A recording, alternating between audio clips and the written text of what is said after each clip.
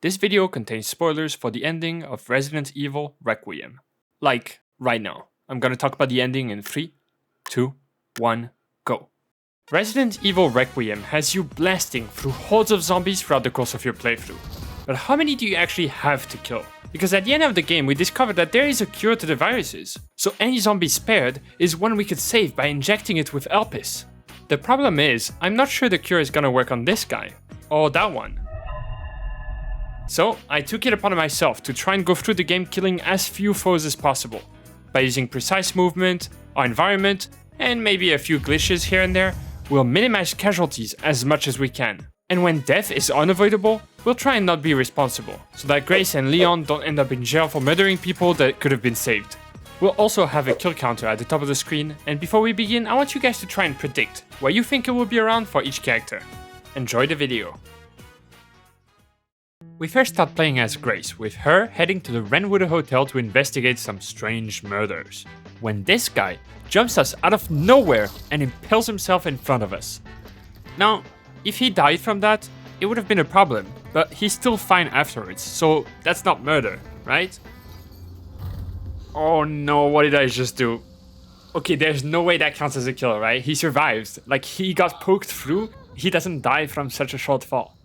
Then Leon comes in, and he's ready to blow some heads off. But fortunately, we can just run across the street, making sure not to get ran over before taking control of Grace again.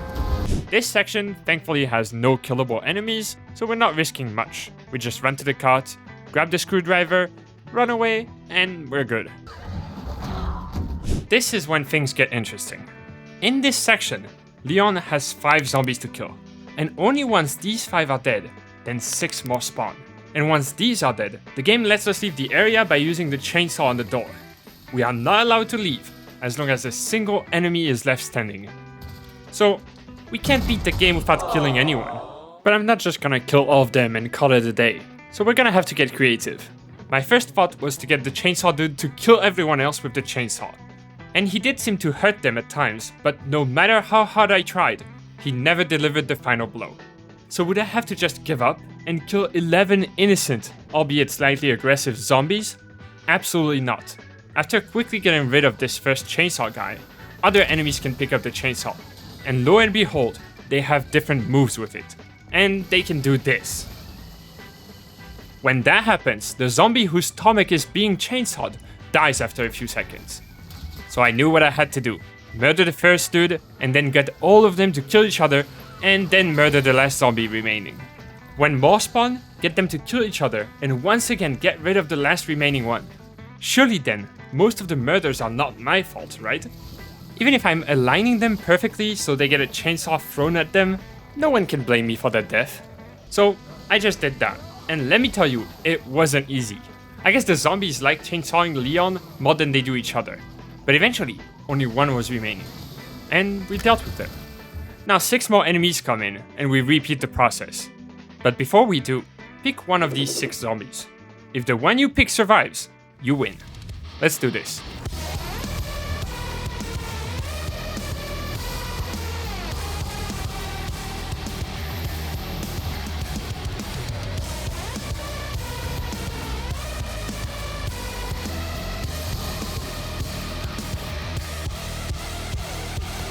Pause. Was this your zombie?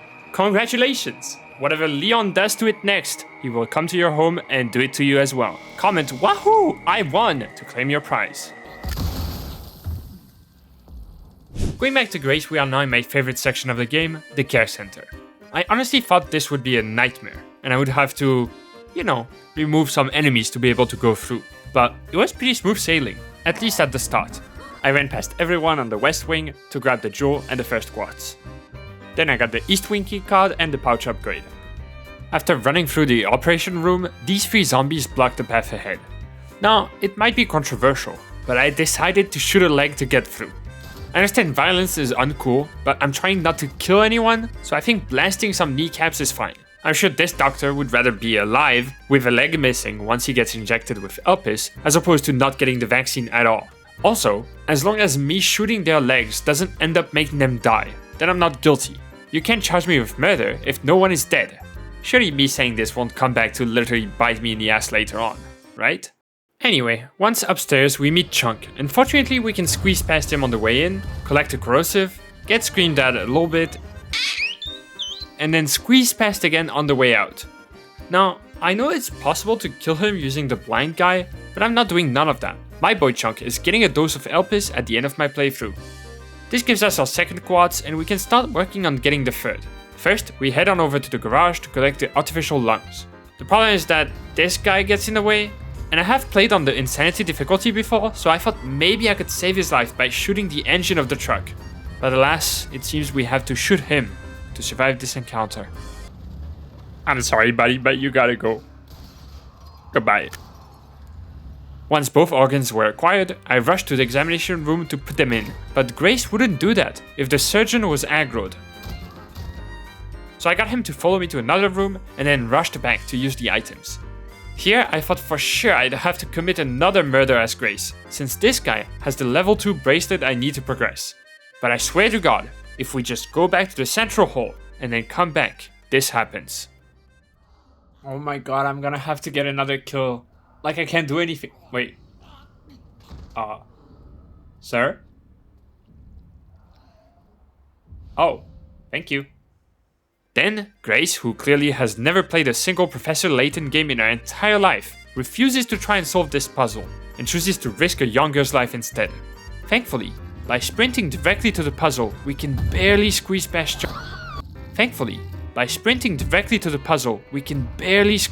Chunk. And do not have to kill anyone. But that's where we encounter a problem.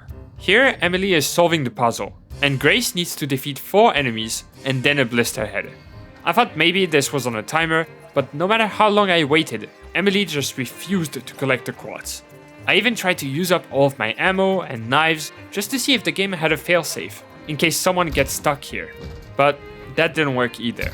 This unfortunately means we have to up Grace's kill count to 5. As we luckily don't have to kill the blister head for Emily to call us back into the room. Going back to Leon, we have to kill the other Chunk, which is kind of sad considering this note indicates that they are brothers, which means after getting cured, Grace's Chunk will be devastated to learn that Leon brutally shotgunned his sibling in the face repeatedly. Then once in the office, there's a door that takes a while to open and some blister heads spawn to make the situation a bit more tense. I wasn't too worried about this part because I thought I could probably run around long enough to not have to kill anyone before the door opens. But I guess this game is full of surprises. Okay, I've been here for like 10 minutes. Why is the door not moving? Like it's literally not moving. It is quite sad to witness, but we must kill everyone in this office to proceed. Oh, and whenever I defeat enemies, if any of you have any idea on how to skip or maybe spare a few of them, feel free to comment below the video. I'll try and keep an updated pinned message down there with any new strategy in case we find anything.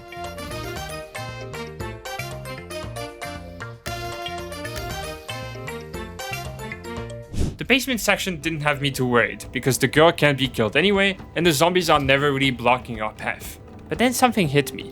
Remember earlier when I said that shooting legs was fine because they don't die from it? Well, I don't want to be overconfident because I don't know anything about the law, but I'm pretty sure it's gonna be hard to argue that I did not commit murder if I shoot someone's leg and that causes them to get shredded in a meat grinder. So I told myself that I couldn't do that, which means we're gonna have to stay really close to the grinder and just kinda bait them to roam into it.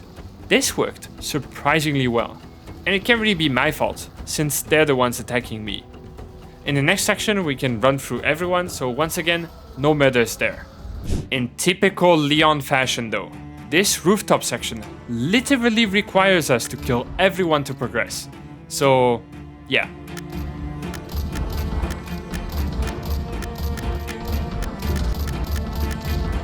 I'm guessing this won't be your last murder, Leon. Wait, isn't there a dude down there?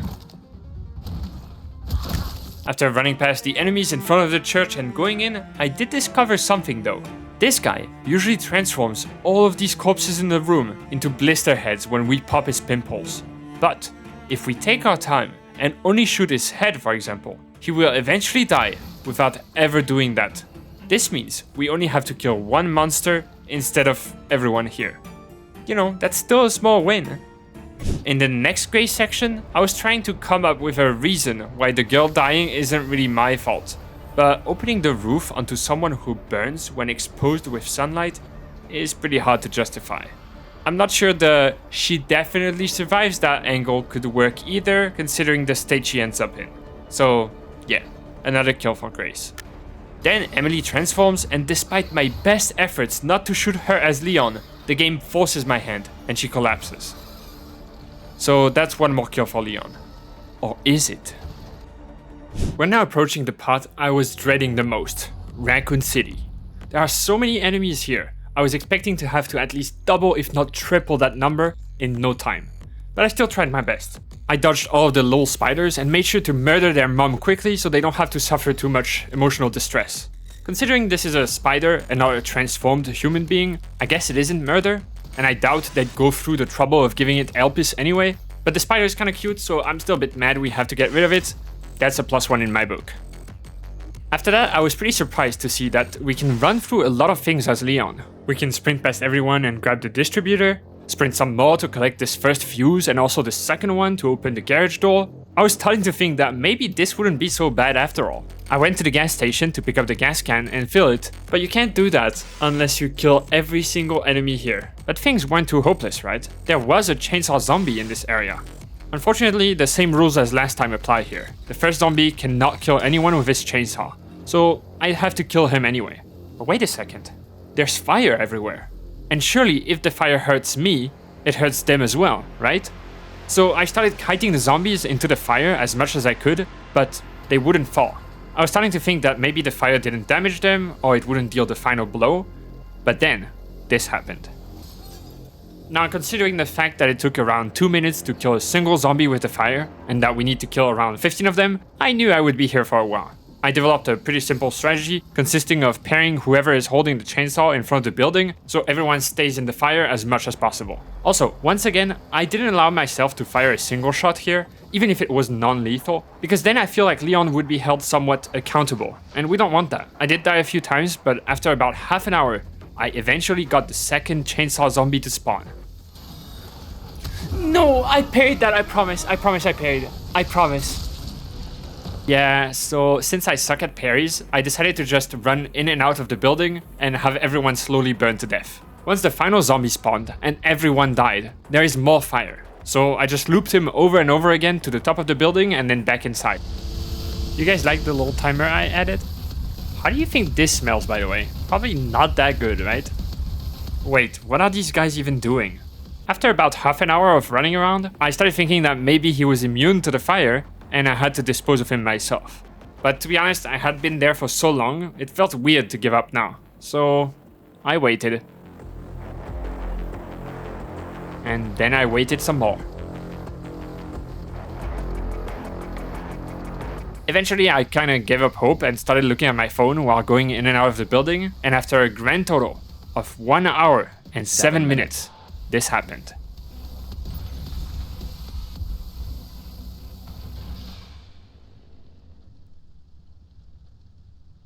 Wait, what happened? Is he dead? Did I win? Oh god, that's a lot of corpses. He's dead. I won. Yippee! Funnily enough, both chainsaws just seem to randomly break when he dies, even though neither were really used here. There's another section in Raccoon City I expected to get a lot of kills during, and it's this elevator going down with zombies dropping on top of it. However, it turns out that if we change our perspective to first person and just look up, none of the zombies here really do anything, allowing us to wait out the timer and spare everyone. Well, this was easier than expected.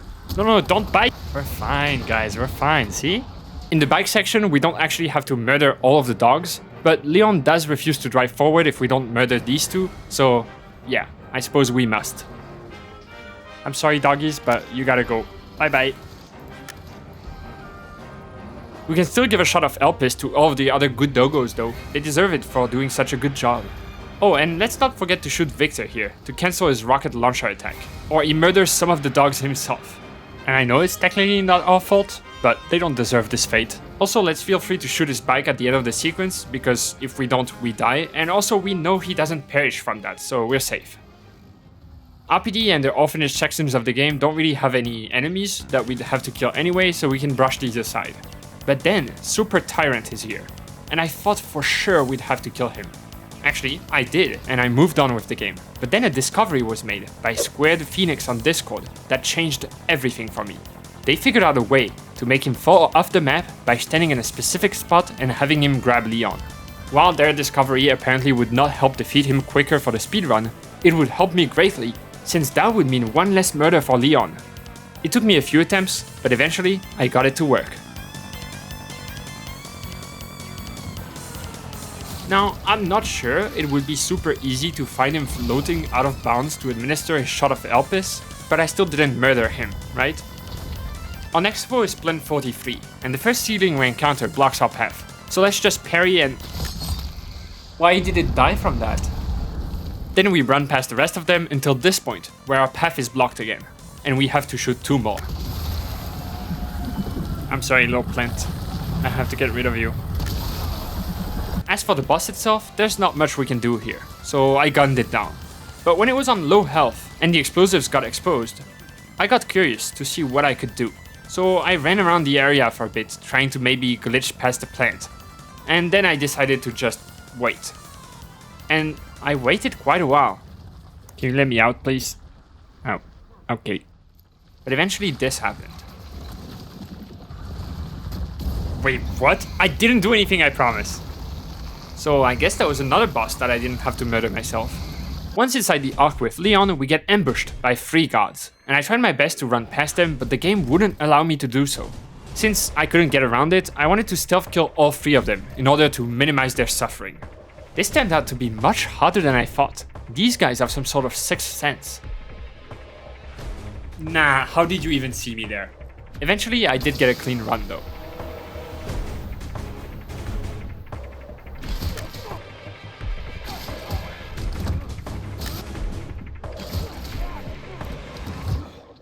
And we're not out yet, because the next fight is against more of these soldiers, and once again, the door is locked until they all die. There is, however, a liquor pod in the room, so I immediately understood that I was gonna have to get the liquor to kill all of them for me. There's just one problem. The liquor isn't tanky enough to survive them when getting focused. And even when I somehow got it to kill the first 4 soldiers, the shield guy that spawns after stun-locked the liquor and it got gunned down. No matter how many times I tried, the soldiers would always win. So I decided to team up with the liquor, but without harming anyone. I would try and take aggro, block shots with my body, and even parry the shield guy's attack to help my friend. And after what felt like dozens of attempts, I somehow managed to make it work. Focus me, focus me. Yeah, liquor. Nice. Sir? Yeah. Nice. I think that was the last one. Good shit. Ouch. Stop attacking me. Good job, buddy. You did great. Goodbye now. After that, we have the boss battle against the commander, and here, in order to minimize suffering once more, we're also going to stealth kill him.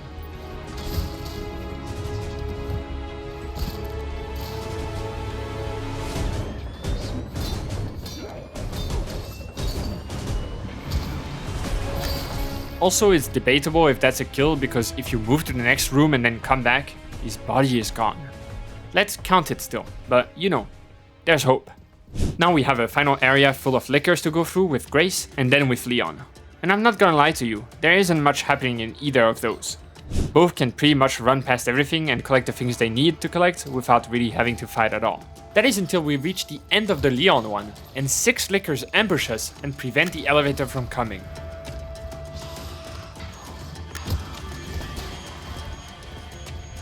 But that's not all. Killing them also makes 7 more enemies spawn, and we have to defeat them. I guess Leon can't stop himself from murdering people standing in his way. And then you would think we choose the bad ending here, so we don't have to kill Gideon and end up with 1 less kill, right? Well, yeah, we could, but then all of our efforts go to waste, and no one can be cured with Elpis, so we go for the good ending. But in the spirit of the challenge, I won't kill Gideon, I'll get him to kill himself.